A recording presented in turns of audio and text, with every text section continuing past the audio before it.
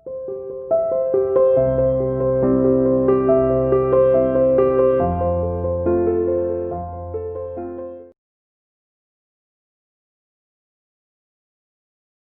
बार फिर आप सभी का स्वागत ऑनलाइन क्लासेस में। आशा करता हूं कि आप सब ठीक होंगे। तो बेटा, इससे पहले जो हमने चैप्टर में पढ़ा था वो था, हमने क्लासिफिकेशन ऑफ इंडस्ट्रीज के बारे में पढ़ा था, क्लासिफाई किया था इंडस्ट्रीज को। तो आज हम उसी क्लासिफिकेशन में से एक लेते हैं, on the basis of raw material, के रॉ मटेरियल के आधार पर हम इंडस्ट्रीज को कैसे कैसे क्लासिफाई कर सकते हैं, ठीक है ना। तो जैसा कि आप जानते हो, एक तो एग्रो बेस्ड इंडस्ट्रीज है, the industries which are depend और on the agriculture for getting their raw material, ठीक है ना। बहुत सारी इंडस्ट्रीज जिनको रॉ मटेरियल कहां से मिलता है, एग्रीकल्चर से मिलता है, जैसे कि कॉटन हो गया, jute, silk, woollen, textile, rubber and sugar, ठीक है ना। ये सारी की सारी इंडस्ट्रीज कौन सी इंडस्ट्रीज है, एग्रीकल्चरल बेस्ड है। इनको पूरा रॉ मटेरियल कहां से मिल रहा है, एग्रीकल्चर से। इसी के साथ में कुछ इंडस्ट्रीज की बात करेंगे, मिनरल बेस्ड इंडस्ट्रीज होती है। कौन सी, मिनरल बेस्ड इंडस्ट्रीज। तो एग्रीकल्चरल बेस्ड और मिनरल बेस्ड इंडस्ट्रीज, ये हमने देखा classification on the basis of raw material, ठीक है ना। और अभी हम पहले बात करेंगे एग्रीकल्चरल के ऊपर जो बेस्ड इंडस्ट्रीज है उसके बारे में। तो उसमें हम सबसे पहले टेक्सटाइल इंडस्ट्रीज की बात करेंगे, इसी में फिर कॉटन टेक्सटाइल के बारे में, जूट टेक्सटाइल के बारे में और शुगर इंडस्ट्री के बारे में बात करने वाले हैं। इसके बाद में फिर मिनरल्स को कवर करने वाले हैं। तो कॉटन के बारे में हम पहले पढ़ लेते हैं। कॉटन जैसे टेक्सटाइल इंडस्ट्रीज में, वो इंडस्ट्रीज, टेक्सटाइल इंडस्ट्री अपने आप में एक यूनिक पोजीशन इंडिया के अंदर टेक्सटाइल इंडस्ट्रीज ने प्राप्त की है, ठीक है ना।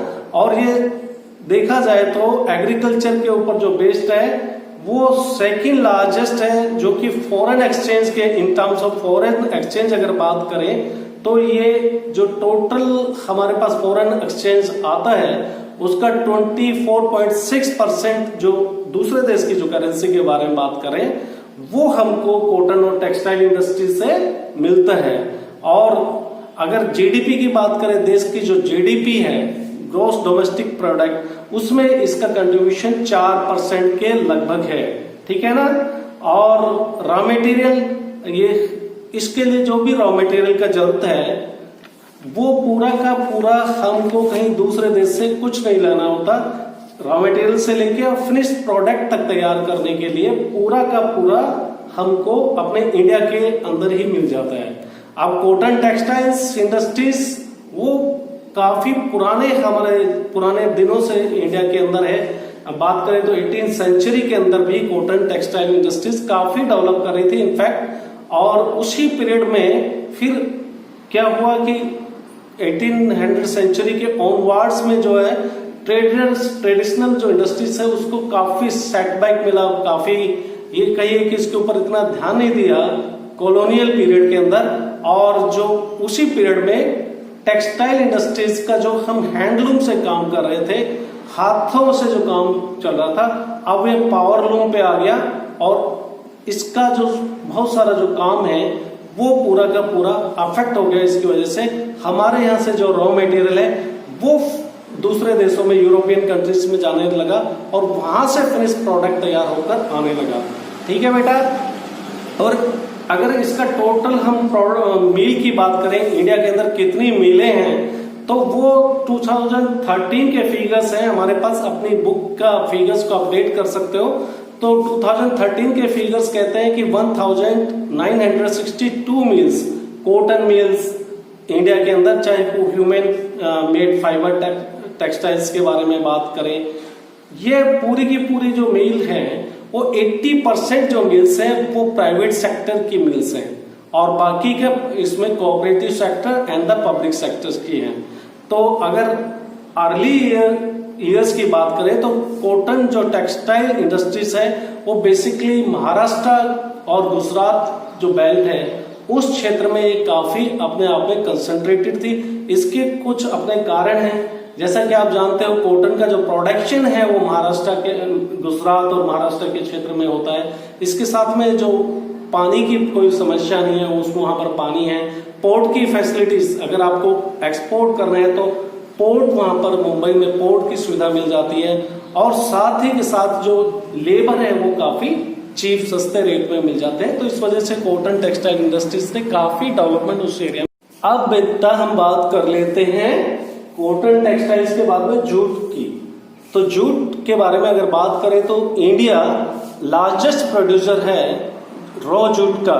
रॉ जूट हमारे यहाँ पर सबसे ज्यादा मात्रा में प्रोडक्शन होता है, और वर्ल्ड के अंदर बांग्लादेश के बाद में भारत सेकंड नंबर पे है इसके बारे में। ठीक है, अगर देखें 2011, 10 और 11 के फिगर्स को अगर हम ध्यान में रख के कंसिडर करके बात करें तो बेटा 2010 और 11 में 80 जो जूट की मिल्स थी वो इंडिया के अंदर थी, और mostly this were concentrated in the West Bengal along the Hooghly rivers के आसपास के क्षेत्र में। ठीक है ना, हुगली रिवर के आसपास के क्षेत्र में ये जूट मिल्स। अब कौन कौन से फैक्टर्स हैं जो जूट की जो इंडस्ट्रीज है वो हुगली बेसिन के आसपास ही क्यों है, इसके बारे में कुछ तो रीजन होंगे जो यहाँ पर है भाई। एक तो है जो मीन्स ऑफ ट्रांसपोर्ट, जो पानी का जो साधन है उनको नजदीक में मिल जाता है। रेलवे और वाटरवेज की फैसिलिटीज यहाँ पर अवेलेबल है। रॉ मटेरियल यहाँ पे जो ब्रह्मपुत्र नदी के हुगली नदी के आसपास का जो क्षेत्र है 98 किलोमीटर का एरिया, वहां पे रॉ मटेरियल जो जूट की खेती की जाती है, चीप लेबर इनको यहाँ से वेस्ट बंगाल हो गया, या फिर एडजॉइनिंग एरिया ऑफ बिहार हो गया, या फिर झारखंड हो गया, छत्तीसगढ़ हो गया, उड़ीसा, यहाँ से मिल जाता है। और इसी के साथ में जो इंश्योरेंस की फैसिलिटीज है, बैंकिंग की सुविधाएं हैं, वो सारी की सारी कोलकाता से मिल जाती है। 2011 और 10 और 11 के फिगर्स को जूट इंडस्ट्रीज को देखें तो यहाँ पर जो 3.7 लाख वर्कर्स इस जूट इंडस्ट्रीज में डायरेक्टली इन्वॉल्व थे, और इसी के साथ में 40 लाख के लगभग स्मॉल और मार्जिनल फार्मर्स हैं वो इस इंडस्ट्रीज में काम कर रहे हैं। ठीक है ना, और इस इंडस्ट्रीज के सामने जो जूट इंडस्ट्री है इसके सामने भी बहुत सारे चैलेंजेस भी हैं, उनके बारे में हम बात कर लेते हैं। जैसे कि चैलेंजेस अगर देखें तो कंपटीशन इंटरनेशनल मार्केट में काफी बढ़ गया है, क्योंकि सिंथेटिक सब्स्टिट्यूट जो इसका आ गया है, जूट की जगह सिंथेटिक्स का इस्तेमाल होने लगा है, और बांग्लादेश की तरफ से हमें ब्राजील हो या फिर फिलीपाइंस, इजिप्ट और थाईलैंड से काफी कंपटीशन जूट इंडस्ट्रीज को मिल रहा है। लेकिन इंटरनल डिमांड्स की देखें तो वो भी अपनी गवर्नमेंट की जो पॉलिसी है, हम जो पॉलिसीज जो अपनाई है उससे काफी इंटरनल डिमांड्स भी जूट का बढ़ा हुआ है। अगर एक्सपोर्ट की बात करें, भारत कौन कौन से देश को एक्सपोर्ट करता है तो उसमें यूनाइटेड स्टेट ऑफ अमेरिका की बात कर सकते हैं, कनाडा हो गया, रशिया हो गया, यूनाइटेड किंगडम हो गया, या फिर अरब रिपब्लिक और ऑस्ट्रेलिया तक हम जूट पहुंचा रहे हैं। और इसको और भी डिमांड बढ़ने लगी है, जैसा कि आप जानते हो कि एनवायरमेंटल फ्रेंडली है, बायोडिग्रेडेबल है, और इसकी वजह से और जो है अपॉर्चुनिटीज बढ़ी हैं इसकी। और साथ में शुगर इंडस्ट्रीज की बात करें तो सेकंड वर्ल्ड के अंदर सेकंड लार्जेस्ट शुगर इंडस्ट्रीज है। ठीक है ना, हमारा देश की जो शुगर इंडस्ट्रीज है, तो शुगर के प्रोडक्शन के बारे में अगर बात करें तो वर्ल्ड के अंदर शुगर के प्रोडक्शन में इंडिया का जो प्लेस है वो सेकंड प्लेस है। ठीक है, अब फर्स्ट प्लेस पे कौन सा देश है वो आप बताने वाले हो। ठीक है, और लेकिन गुड़ और खंडसारी के मामले में इंडिया सबसे फर्स्ट के अंदर है। रॉ मटेरियल इसको जो इंडस्ट्री को मिलता है वो काफी बल्कि है, और उसको एक जगह से दूसरी जगह तक जो गन्ने को ले जाने में जो इसमें सुक्रोज का कंटेंट है वो काफी कम हो जाता है। और तो आइडियली इसका लोकेशन उसी जगह पे होना चाहिए जहां पर गन्ने की पैदावार होती है। अगर हम बात करें तो उत्तर प्रदेश, बिहार, महाराष्ट्र, कर्नाटक, तमिलनाडु, आंध्र प्रदेश और गुजरात ऐसे क्षेत्र हैं, और या फिर पंजाब की भी बात कर सकते हो जहां पर गन्ने की खेती की जाती है। और इसका ड्रॉबैक ये है कि ये इंडस्ट्री जो है ये पूरी की पूरी जो है सीजनल इंडस्ट्री है, तो जो मजदूर हैं जो काम करने वाले उनको साल भर इससे काम नहीं मिलता है। और आज रिसेंट ईयर्स में ये भी एक ऑब्जर्व किया गया है, जो मिल्क का जो शिफ्ट है वो महाराष्ट्र की तरफ या वेस्टर्न इंडिया की तरफ हुआ है। उसका कारण ये है कि जो गन्ना जो महाराष्ट्र में है उसमें सुक्रोज का जो कंटेंट्स है वो काफी मात्रा में है, और साथ ही साथ जो ह्यूमिड क्लाइमेट है, वहां का जो कोल्ड क्लाइमेट है, इसकी वजह से जो कंसंट्रेशन है इस इंडस्ट्री का, शुगर इंडस्ट्रीज का, वो उस एरिया में है। तो मेजर चैलेंज की बात करें तो यही है कि भाई ये सीजनल है नेचर में इंडस्ट्री, और ओल्ड और इनएफिशिएंट मेथड हम जो प्रोडक्शन के लिए, शुगर प्रोडक्शन के लिए जो हम तरीका अपना रहे हैं वो पुराना है और इनएफिशिएंट है। कहने का मतलब जो नई मशीनें इस इंडस्ट्रीज के अंदर नहीं आई है। अब हम इसके बाद में बात करते हैं मिनरल बेस्ड इंडस्ट्रीज की। वो सारी इंडस्ट्रीज जो मिनरल्स और मेटल को अपने रॉ मटेरियल के रूप में इस्तेमाल करती हैं, वो सारी की सारी इंडस्ट्रीज मिनरल बेस्ड इंडस्ट्रीज कहलाएंगी। ये कौन सी हुई मिनरल बेस्ड इंडस्ट्रीज? वो सारी इंडस्ट्रीज जो रॉ मटेरियल के लिए या तो मिनरल्स के ऊपर डिपेंड रहती है या फिर मेटल के लिए मिनरल्स के ऊपर डिपेंड रहती है। और हम इसके बारे में डिटेल से बात करने वाले हैं। जैसे कि आयरन एंड स्टील इंडस्ट्री की बात करेंगे, ठीक है। सबसे पहले आयरन एंड स्टील इंडस्ट्री को ले लेते हैं। ये बेसिक इंडस्ट्री है आयरन एंड स्टील इंडस्ट्री, और यहाँ पर ही स्टील का प्रोडक्शन भी होता है, और साथ में कंजम्पशन की भी हम बात करेंगे। और जो कंट्री का, किसी भी कंट्री का जो डेवलपमेंट का इंडेक्स है वो भी इसी पे देखा जाता है कि उस देश में स्टील का कंजम्पशन कितना ज्यादा है। अगर कोई देश स्टील को ज्यादा कंज्यूम कर रहा है तो इसका मतलब वो देश डेवलप करने जा रहा है, ठीक है ना। तो आयरन और स्टील इंडस्ट्री अपने आप में एक बेसिक इंडस्ट्री है, ठीक है ना। और हैवी हुआ चाहे मीडियम या लाइट, वो सारी इंडस्ट्रीज मशीनरी के लिए इसी इंडस्ट्रीज के ऊपर डिपेंड करती है। और स्टील की जरूरत होती है, चाहे इंजीनियरिंग गुड्स की बात कर लें या फिर आपके कंस्ट्रक्शन के लिए मटेरियल हो, डिफेंस के लिए हो, मेडिकल हो, टेलीफोन हो, और फिर variety of other consumer goods, वहां पर सब कहीं पे आपको इस इंडस्ट्री के ऊपर डिपेंड रहना पड़ता है। साथ ही बात करते हैं प्रोडक्शन और कंजम्पशन ऑफ स्टील। इसको हम एक इंडेक्स के रूप में, जैसे मैंने आपको पहले भी बता दिया, इंडेक्स के रूप में किसी कंट्री का जो डेवलपमेंट का इंडेक्स माना जाता है कि भाई वहां पर कितना पैदावार हो रही है स्टील की और कंजम्पशन कितना है।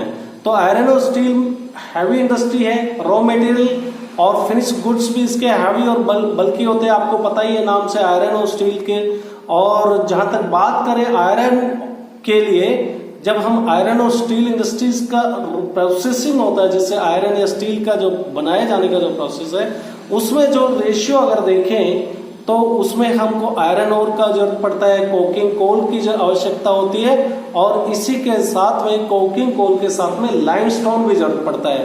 तो आयरन का 4 रेशियो रहेगा, उसके बाद कोकिंग का 2 और 1 रहेगा लाइमस्टोन का ratio. Some quantity of manganese की भी रिक्वायरमेंट इस इंडस्ट्रीज के अंदर पड़ती है। ठीक है बेटा, यहां तक आपको क्लियर हो गया। अगर बेटा हम किसी दूसरे देश के साथ में आयरन एंड स्टील इंडस्ट्रीज के अंदर अगर मुकाबले की बात करें तो 1950 के अंदर इंडिया और चाइना वो सेम क्वांटिटी में स्टील का प्रोडक्शन कर रहे थे, लेकिन आज के दिन अगर देखें तो चाइना जो है लार्जेस्ट प्रोड्यूसर ऑफ स्टील है वर्ल्ड के अंदर, ठीक है। और इसी के साथ 2004 की अगर बात करें तो इंडिया ने जो स्टील का जो एक्सपोर्ट है वो अपने आप में काफी ज्यादा किया था, और वो ग्लोबल स्टील का जो ट्रेड है उसमें 2.25% का कंट्रीब्यूशन था वर्ल्ड के अंदर। यानी कि टोटल जो वर्ल्ड के अंदर जितना स्टील का जो ट्रेड हो रहा है उसमें हमारा 2.25% के लगभग कंट्रीब्यूशन था। और अब हम बात कर लेते हैं कि इंडिया में कहां पर जो iron and steel industry located है और उसका कारण क्या है। तो आपको पता है कि छोटा नागपुर प्लेटू वाला रीजन है जहां पे maximum iron and steel industries है, उनका कंसंट्रेशन है। कारण भी है कि वही पूरा एरिया है, छत्तीसगढ़, बिहार, कुछ पार्ट बिहार का, झारखंड हो, उड़ीसा, यहाँ पे काफी आयरन का जो प्रोडक्शन है, रॉ मटेरियल अपने आप में काफी मिलता है। तो जो हमेशा ये प्रॉक्सिमिटी को देखा जाता है, रॉ मटेरियल जहाँ पे मिलता है वहीं पर, और साथ में मार्केट के लिए जो ट्रांसपोर्टेशन, जब फिनिश प्रोडक्ट जब तैयार हो जाता है तो you need the means of transport the things from one place to another place. तो ये सब चीजों को देखकर छोटा नागपुर का क्षेत्र है, यहाँ पर काफी मात्रा में जो आयरन एंड स्टील इंडस्ट्रीज का जो डेवलपमेंट हुआ है और इसके बारे में और बातें करते हैं। ठीक है, अब हम बात कर लेते हैं एल्युमिनियम स्मेल्टिंग की। किसके बारे में बात करेंगे? एल्युमिनियम स्मेल्टिंग का। तो एल्युमिनियम के बारे में बेटा जानते हो कि काफी इसके फायदे क्या हैं। ये लाइट है, हल्की है, वजन के हिसाब से अगर देखा जाए तो इसके यूजेस बढ़ जाते हैं और ये कोरोजन रेसिस्टेंट है, यानी कि जंग लगने के जो इसमें चांसेस ना के बराबर है। और इसी के साथ में गुड कंडक्टर ऑफ हीट है, मेलिएबल है, इसको आप मोल्ड कर सकते हो। और अगर आप किसी दूसरे एलिमेंट के साथ में इसको मिलाते हैं, दूसरी धातु के साथ में, तो ये और भी मजबूत हो जाती है। इसके लिए जो मिनरल है, हम बॉक्साइट का इस्तेमाल करते हैं एल्युमिनियम को बनाने के लिए। और सेकंड मोस्ट इंपॉर्टेंट जो मेटलर्जिकल इंडस्ट्री है वो इंडिया में ये है, लाइट है, रेसिस्टेंट है, जो मैंने बता दिया, एंटी रेसिस्टेंट टू कोरोजन, यानी कि यहाँ इसमें जंग नहीं लगता है और काफी ताकत इसकी बढ़ जाती है जब हम किसी दूसरे धातु के साथ इसको मिक्स कर देते हैं। और जैसे कि मैन्युफैक्चरिंग का काम देखो, एयरक्राफ्ट मैन्युफैक्चरिंग की बात कर लें, ठीक है ना, या फिर स्पेस क्राफ्ट की बात करें, या फिर यूटेंसिल्स हो गए, वायर्स हो गए, इसमें काफी पॉपुलैरिटी इसने हासिल कर ली है। और एल्युमिनियम का स्मेल्टिंग के प्लांट अगर कंट्री में देखें तो these are located in the Orissa, बात करें वेस्ट बंगाल, केरल, उत्तर प्रदेश, छत्तीसगढ़, महाराष्ट्र और तमिलनाडु। 2008 और 9 में जो इसका प्रोडक्शन है वो over 15.2 lakh million tons of aluminium का था इंडिया के अंदर।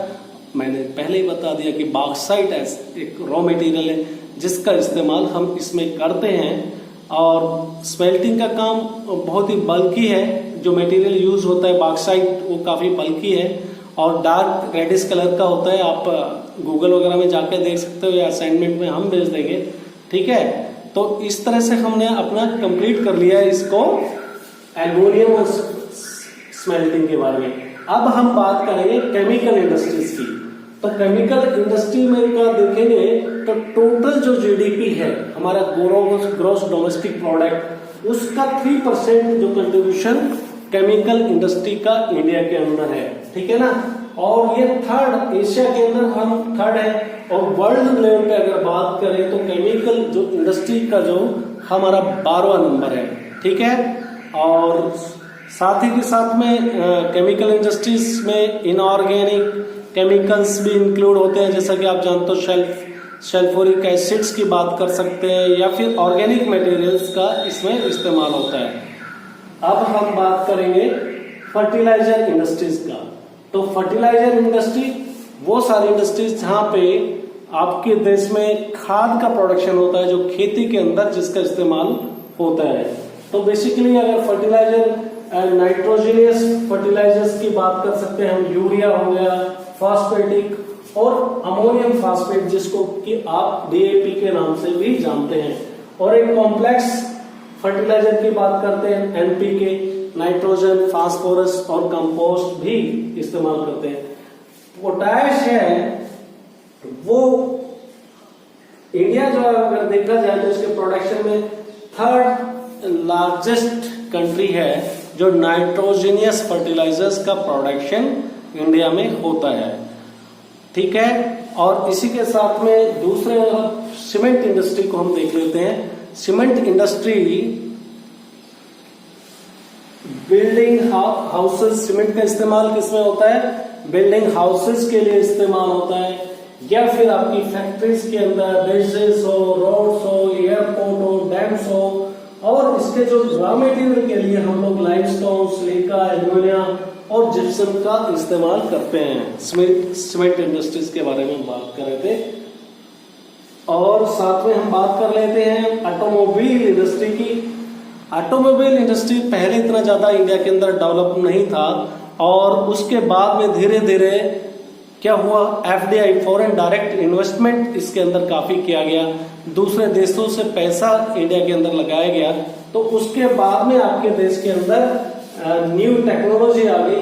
तो अगर देखा जाए तो पैसेंजर कार्स का जो मैन्युफैक्चरिंग है वो लगभग 15 यूनिट्स अपने देश में अलग अलग डिफरेंट मॉडल की जो पैसेंजर कार का प्रोडक्शन करती हैं, इसी के साथ में मल्टी यूटिलिटी व्हीकल्स की बात कर सकते हो आप, वो 9 मल्टी यूटिलिटी व्हीकल्स हैं। और साथ में कॉमर्शियल व्हीकल भी काफी मात्रा में है। साथ फिर आप 14 के लगभग 2 व्हीलर्स और या 3 व्हीलर्स का है। तो अगर हम बात करें इसके बारे में कि कहां कहां पर जो है ये आपकी ऑटोमोबाइल इंडस्ट्रीज हैं, वो सारी के सारी जो है आपके पुणे हो गया, लखनऊ हो गया, गुड़गांव हो गया, या फिर पूरे मेट्रोपॉलिटन सिटीज हैं, उनके अंदर ऑटोमोबाइल इंडस्ट्रीज काफी एडवांस में चल रही है। ठीक है ना। तो इंडस्ट्रीज का फिर दिल्ली हो गया, गुड़गांव, या फिर मुंबई की बात करें, पुणे, चेन्नई, कलकत्ता, और साथ में लखनऊ, इंदौर, हैदराबाद, जमशेदपुर, ये सारे के सारे क्षेत्र है जहां पे आपकी ऑटोमोबाइल इंडस्ट्रीज लोकेटेड है मोस्टली। अब सबसे लास्ट में सबसे इंपॉर्टेंट हमारे पास में आ गया information and technology and electronic industries के बारे में थोड़ा सा बात कर लेते हैं। तो ये आप देखेंगे, अगर इंफॉर्मेशन टेक्नोलॉजी के बारे में बात करें तो इलेक्ट्रॉनिक इंडस्ट्रीज में वाइड रेंज का जो प्रोडक्शन हो गया, चाहे ट्रांजिस्टर्स की बात करें, टेलीविजन हो गया, या सेलुलर टेलीकॉम्स हो गए, टेलीफोन एक्सचेंज, रेडार्स, कंप्यूटर्स, और फिर दूसरी इंडस्ट्रीज है। Basically these are located in the Bangalore, Pune, Chennai, Kolkata, Delhi, Coimbatore, जहां पर आपकी ऑटोमोबाइल इंडस्ट्रीज है, वहीं पर मोर और लेस आपकी इंफॉर्मेशन टेक्नोलॉजी के जो पार्क हैं वो भी इसी क्षेत्र में है। लखनऊ, कोयम्बटूर की बात करें, सॉफ्टवेयर टेक्नोलॉजी पास इंडिया के अंदर 46 लोकेशंस के ऊपर है। अगर बेंगलोर की बात करें तो आपको पता है इसको सिलिकॉन सिटी के नाम से भी जानते हैं। मुंबई, चेन्नई, हैदराबाद, पुणे, ये दूसरे और लोकेशंस है जहां पर इंफॉर्मेशन एंड टेक्नोलॉजी के जो ये पार्क्स हैं वो काफी अपने आप में डेवलप करते जा रहे हैं। और इसका जो डेवलपमेंट का अपने इंडिया को जो फॉरेन एक्सचेंज काफी मात्रा में मिल रहा है, इसका कारण है कि जो बीपीओस हैं इंडिया के अंदर, बिजनेस प्रोसेसिंग आउटसोर्सिंग कंपनी है, वो काफी है जो दूसरे देशों की है और हमारे यहाँ से काम करते हैं, अपने यहाँ के जो इंजीनियर्स हैं। और इंडिया चाहे सॉफ्टवेयर की बात करें या हार्डवेयर के प्रोडक्शन में बहुत अच्छा अपना नाम कमा रहा है इस इंडस्ट्रीज के अंदर। तो इसी के साथ में आप लगभग हम लोगों ने कवर कर ही लिया है। एग्रीकल्चर बेस्ड इंडस्ट्रीज को हमने कवर कर लिया है, मिनरल बेस्ड इंडस्ट्रीज को कर लिया है। इसके बाद में हम बात करेंगे, नेक्स्ट वाला जो टॉपिक होगा इन्वायरमेंटल के ऊपर। ये जो इंडस्ट्रीज है इनका क्या अफेक्ट पड़ रहा है, एयर पोल्यूशन की बात करेंगे, वाटर पोल्यूशन हो या फिर थर्मल पोल्यूशन और नॉइज पोल्यूशन की भी क्यों ना बात करी जाए। फिर उसके बाद में हम बात करने वाले हैं कंट्रोल ऑफ इन्वायरमेंटल डिग्रेडेशन, कि कैसे जो इन्वायरमेंटल का जो ये पोल्यूशन बढ़ रहा है उसको हम कंट्रोल कैसे कर सकते हैं, इसको डिग्रेड होने से कैसे बचा सकते हैं। क्या कोई एक कंट्रीज में किसी एक देश का कंट्रीब्यूशन हो सकता है या ग्लोबल लेवल पे कोई एफर्ट्स किए जाने की जरूरत है। तो आज का चैप्टर, लेकिन आज का जो टॉपिक है हम यहीं पर समाप्त करते हैं। इसी के साथ फिर दोबारा मुलाकात होगी नए टॉपिक के साथ। तब तक के लिए नमस्कार, good bye, stay home, stay safe, thank you.